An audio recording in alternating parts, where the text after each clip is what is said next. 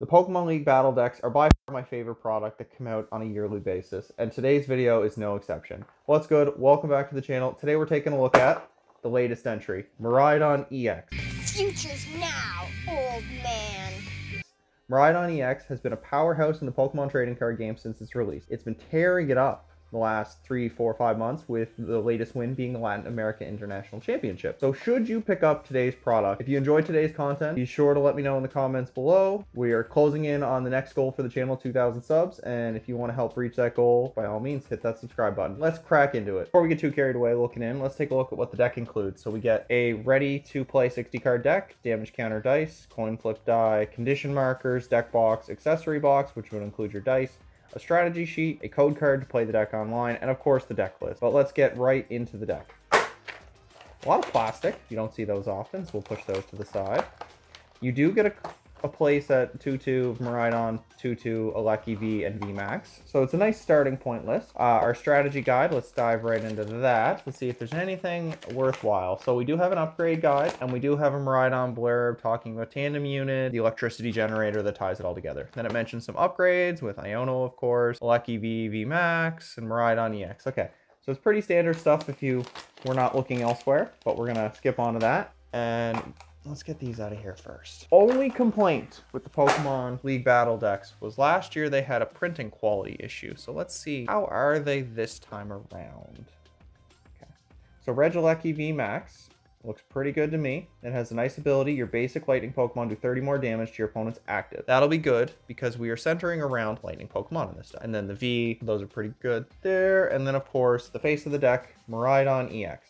Tandem unit. Once during your turn, you may search your deck for 2 basic lightning Pokemon, put them onto your bench, then shuffle your deck. For 3 energy, it does 220 damage, but it cannot attack during the next turn. That is fine. So those are the value in the front of the deck. That's pretty much, you know, what's trying to sell you on the deck. And then this, I believe, let me check. Ooh. Oh my god, I am a sucker for dice. Beautiful, nice yellow dice. And then we get to look at the deck. So I'm going to give away the code. First up, enjoy. Let's take a look at everything in the deck. So we get our lightning energy, 15, I do believe. We're double checking here. Yes, 15 lightning energy. I don't know why my math was off there. We're getting 4 copies of Arvin, which lets you search for an item card and a tool card. Put them into your hand. 4 copies of Generator, which says look at the top 5 cards of your deck. Reveal up to 2 basic lightning energy you find and attach them to your bench lightning Pokemon in any way you like. 4 copies of Boss's Orders. So we're already getting a ton of value here. We have 4 copies of Professor's Research. Discard your hand, draw 7. We're playing 4 copies of the Ultra Ball in the deck. Discard 2. We get 3 Nest Ball. Peculiar count. We're getting 2 copies of Beach Court. Okay, interest. 2 Beach Court. What are we getting here? We're getting 2 Vitality Band, which just lets you do 10 more damage. I guess is nice, but we're not gonna hang up on some of the cards that are in the deck. 2V Max. Then we get 2 copies of Switch, which is fine because you want to be moving your cards around. You get 2 Regieleki from Astral Radiance. So put a trainer card from your discard pile into your hand, or for 3 lightning, it discard 2, and you can hit 120 to one of your opponent's bench Pokemon. So I get the sniping option. That'll be the first card we cut. Zero Aura, Battle Claw. 30 damage and 30 more if it's an evolution Pokemon. That's a very good card because it's a free pivot. Then we have 2 copies of Bidoof, 2 copies of Bibarel, which says once during your turn, you may draw cards until you have 5 in your hand. The money card, for a Seal Stone. It allows your V Pokemon to use a V-Star power. During your turn, you may search your deck for a card, put it into your hand, then shuffle your deck. You can only use 1 V-Star power. And then 1 Leafy Camo Poncho, which prevents your opponent from playing a supporter from their hand that would affect a V-Star or V-Max you have on your bench. So this is the deck. This is the 60 cards that we start with. So you're going to ask me, Brandon, should I pick this up? First of all, I'm going to say yes. I bought 2 of them. I'm not going to hide my bias. I bought 2 of them for 1 particular card alone. In Canada, they were retailing for $29.99. Damn good deal. And there was 1 card in the deck that justified it right there. For a Seal Stone. So at the time of recording, this card is reselling for $15.99 Canadian. But for a Seal Stone is a $16 card. The deck is $30. Half of the cost of my deck is right here. And I think that alone is worth it. So I grabbed 2. I wanted this card.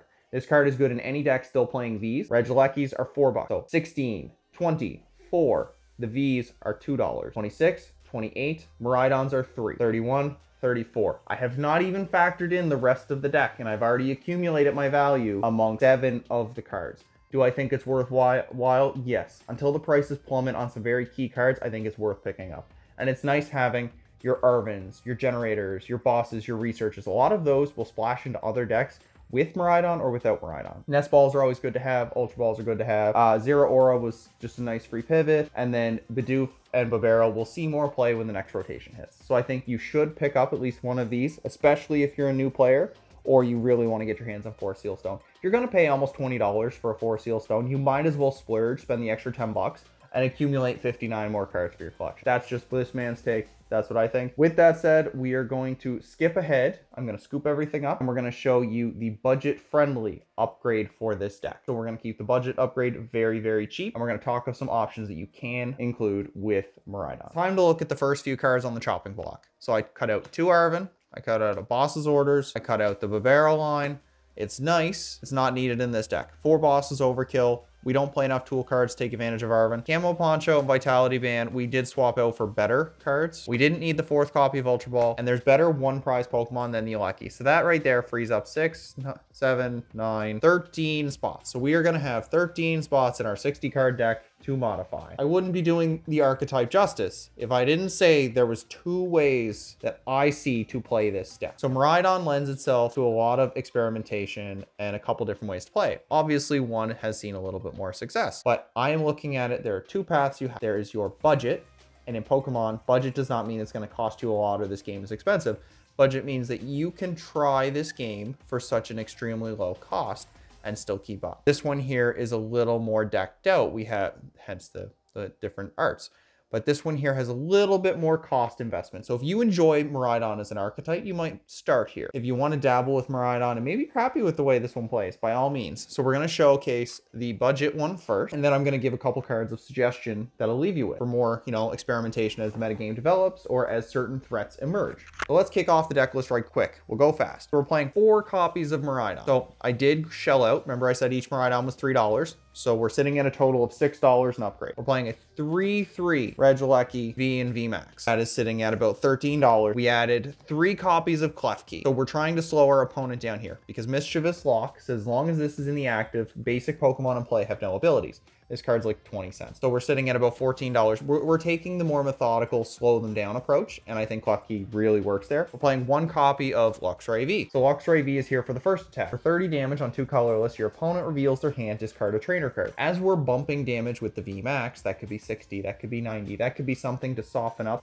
or something in the early game to really rip apart our opponent's hand. So that was, again, we're trying a more methodical, slower approach with this kind of build, because we're playing on a budget. So we're sitting at about maybe $15 worth of upgrades at the moment. We're keeping 1 copy of the Zero Aura. Makes sense, it's free retreat and it can attack for 1 energy.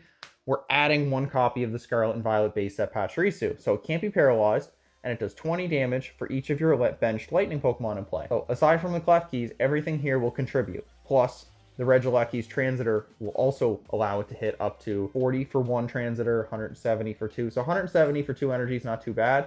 It lets you trade pretty well. We kept all of the energy, so I kept all 15 of them. Now this is kind of the most expensive portion of the budget upgrade, and I tell you it's worth it. So the upgrade guide recommends picking up 2. I went with 3. They're selling for about $5 Canadian per, which is why I say it's the most expensive. There's cards that we'll talk about in a minute that are probably comparable, 1 card for 3 Iono. So Iono, each player shuffles their hand, puts it at the bottom of their deck, then draw for each prize card you have remaining. I think Iono adds Disruption. It is the 2nd or best supporter in the game, depending on who you ask. I did like having it here. So right now we're sitting at about the cost of the deck in terms of the upgrades, right? But don't worry, the rest of the deck is rather cheap. So we have Boss's Orders, 3 copies, Arvin, we already had those. Our $15 copy of 4 Seal Stone, you keep that. 30 cents, TM Turbo Energize. So it's a tool card that falls off at the end of the turn. Search your deck for 2 basic energy cards and attach them to your bench Pokemon in any way you like. If we're going to plop Klefki in the active, we might as well have a response. I didn't want to go heavy with the Arvins because we're only playing 1 copy of it. And then we're playing 1 copy of EXP Share. When your active Pokemon is knocked out by damage from an attack, you may move a basic energy from that Pokemon to the Pokemon this card is attached to. So we're trying to preserve our energy attachments because we're not playing recovery. We're just trying to keep everything on the board for as long as possible. That's our tool package. We're keeping the beach courts. Why not? There's only a few decks abusing Path to the Peak right now, so we can pretty much see our Transitor ability pop most times, or Tandem Unit. We're keeping the generators. We cut an Ultra Ball, as we mentioned earlier, and we are keeping the Nest Balls. It just makes sense at this point.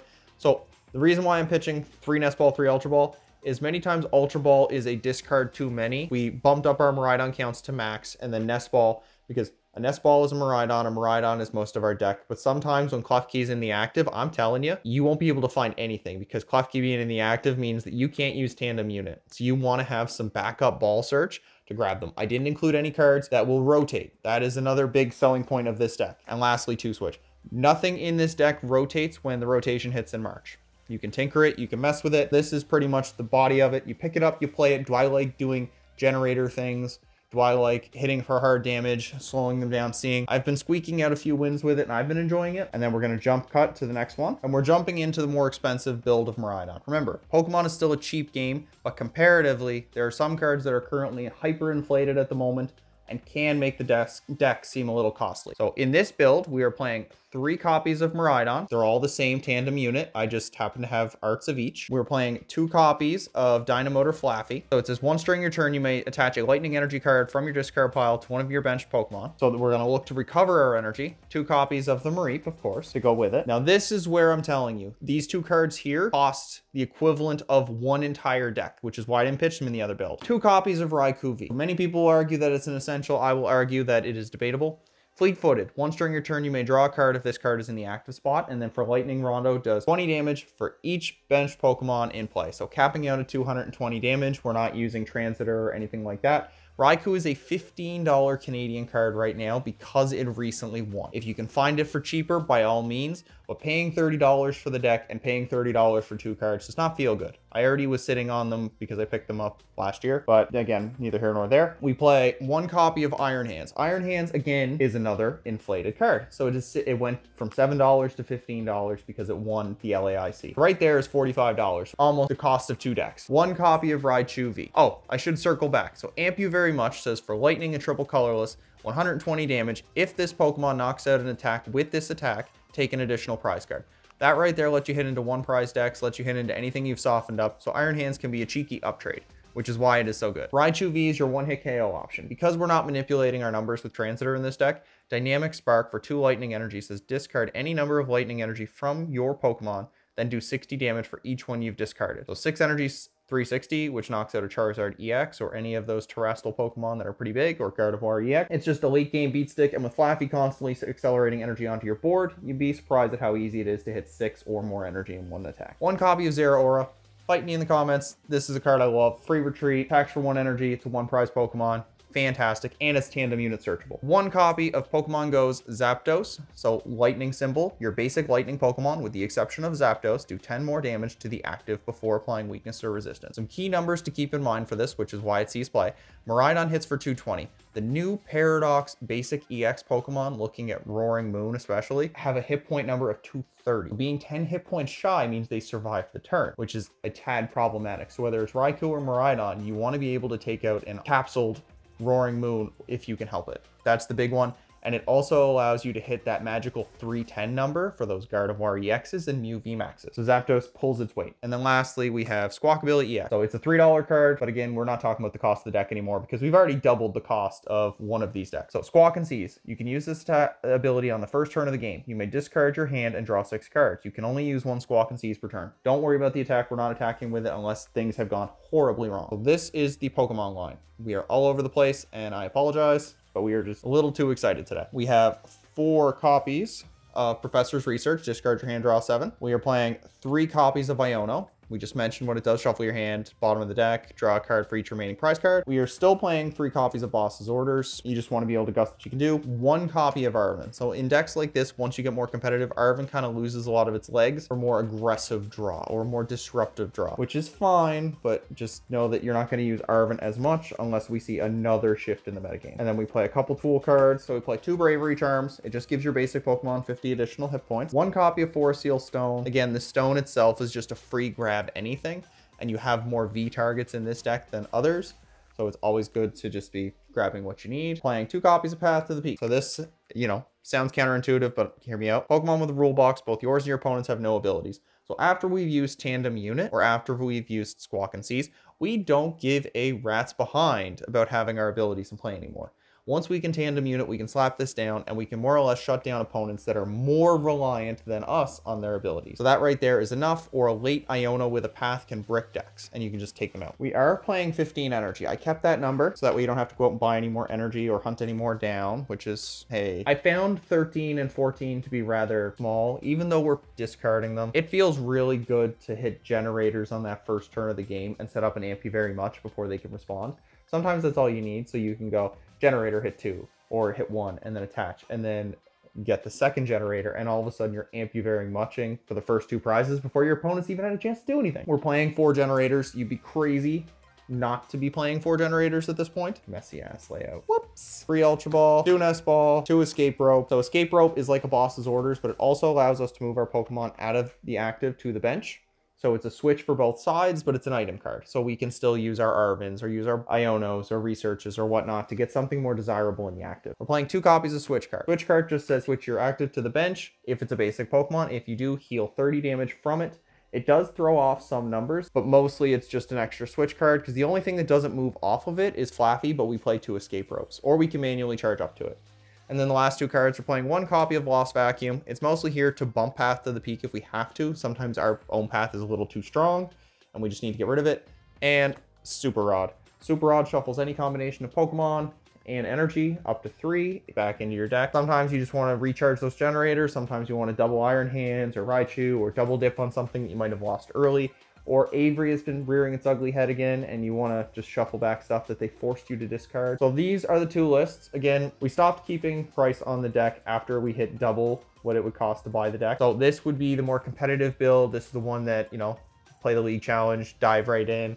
This one you'll find on the ladder more often than not. It is based heavily off the LAIC winning list with some small changes. I'm going to make one more jump and keep you for some suggestions and closing thoughts. Okay, the deck is pretty powerful whether you're building it for cheap or whether you're building it with no budget in mind. There are a few other Pokemon that I didn't feel fit either of these builds, but I definitely wanted to talk about briefly. First one up came out of Paradox Rift, Tapu Koko EX. For a lightning and a colorless does 30 damage, and if one of your Pokemon were knocked out this way, it does 90 more damage, so 120 total, and your opponent's Pokemon is paralyzed, meaning they can't retreat and they can't attack. So if you slap this with a Roxanne, Path, or Iono and Path, you can buy yourself a turn, whether to set up for Ampu-Very Much or a big KO on a Pokemon you normally cannot take down. Tapu Koko was a nice one that was worth mentioning. So there's that. Second copy of Iron Hands explains itself. Like sometimes you just really want to go all in on Ampu-Very Much. I respect that. 1 copy of Mew EX. Ignore the language.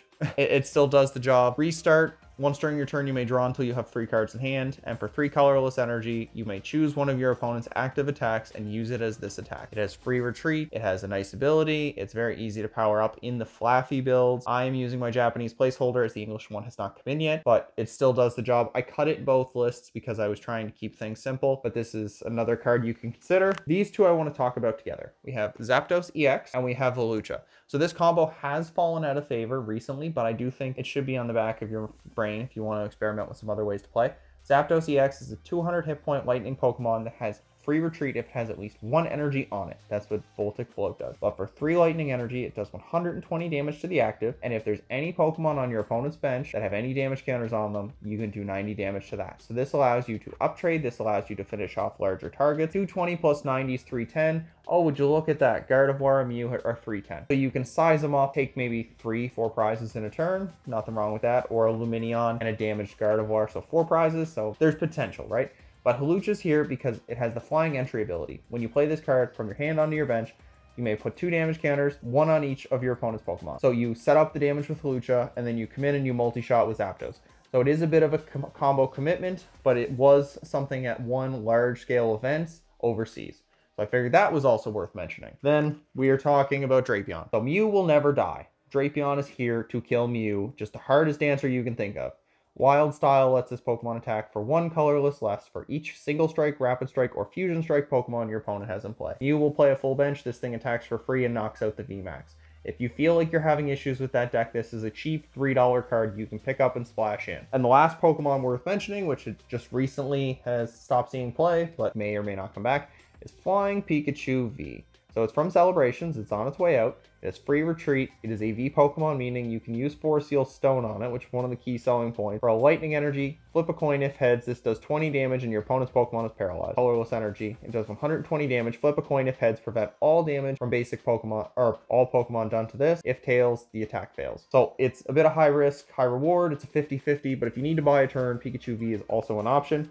And I didn't mention VIP Pass, I didn't mention any of those cards on their way out, but Raihan is one of those cheeky cards that you can always consider here until it rotates in March or April. Raihan reads when one of your Pokemon were knocked out last turn, you may play this card. Attach a basic energy from your discard pile to one of your Pokemon. If you do, you may search your deck for any card and put it into your hand. So these are some additional thoughts I had with the deck. So Raihan offers a little bit more. Coco, depending on how you want to tailor it. What are you seeing locally? What are you seeing online? What do you really want to respect? These are some more options. I think after all this rambling, you probably should pick up the deck is where I'm going to leave my closing thoughts. I think it's another terrific buy if you're buying it as a gift, if you're buying it to start up, if you're buying it for another archetype to play on the cheap. I think Miraidon is a great starting point. Lightning is so well supported, and if you think we're going to get absolutely no more support in 2024, 2024, you're very, very wrong. We still haven't seen the Tyranitar Paradox Pokemon. We have a future Miraidon coming at some point. We will have more Pokemon, and Tandem Unit is just the backbone of the support. Whether it stays with Flaffy or Alecki or something we haven't seen, I think having your Miraidon pieces early is going to be great. And don't be surprised if this starts seeing a resurgence in play. If you enjoyed the video and stuck around till the end, just want to say thanks, guys. Appreciate it. And until next time, take care.